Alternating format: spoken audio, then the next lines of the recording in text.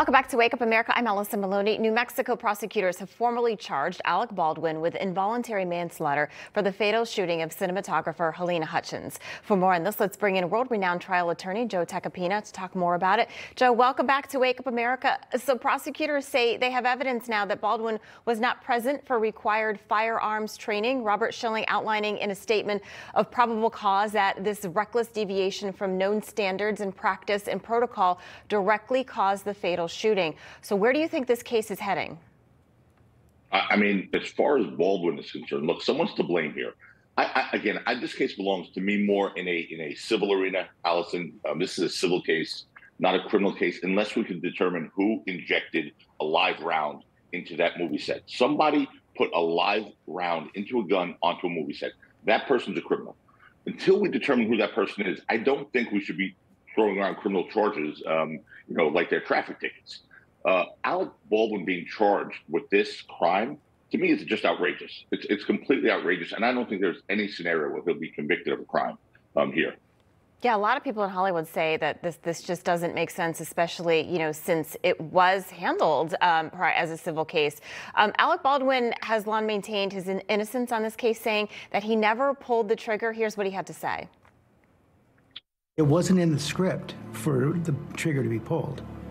Well, the trigger wasn't pulled. I didn't pull the trigger. So you never pulled the trigger? No. I would never point a gun at anyone and pull a trigger at them. Never. That was the training that I had. You don't point a gun at me and pull the trigger at them. All right, Joe, I don't know if they'll use this in the trial, but, with the information they have and then him saying he didn't pull the trigger, what type of impact does this statement have on him? Look, that's his Achilles heel in this case. I don't think he had to marry that position that he didn't pull the trigger. Something happened to make that gun go off, okay? So whether he cocked back the thing, but don't forget, he's thinking this is a prop gun. So, guns do go off without someone actually putting enough torque and weight on the trigger itself. I mean, sometimes guns go off. And I don't know why he had to adopt that position, because even if he did pull the trigger, he's still not guilty of a crime. Remember, this was a prop gun. Right. There were two people who touched that gun before him who were responsible to make sure that it was a prop gun, not a live gun with a live round. There was an ammunition specialist on set.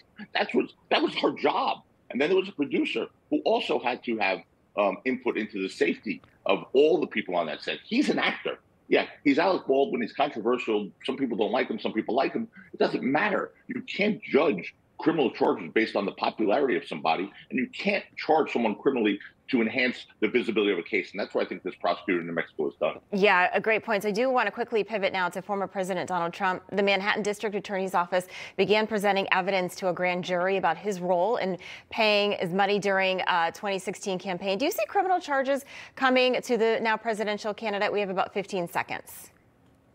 I don't. I really don't. I mean, that's why Mark Parman is writing a book against the penal law of the state of New York, because he's complaining that the district attorney didn't bring criminal charges, and he's now whining in the book. So I don't foresee that at all. Yeah. All right, Joe Tacopina, great to have you. Thank you so much. Thank you.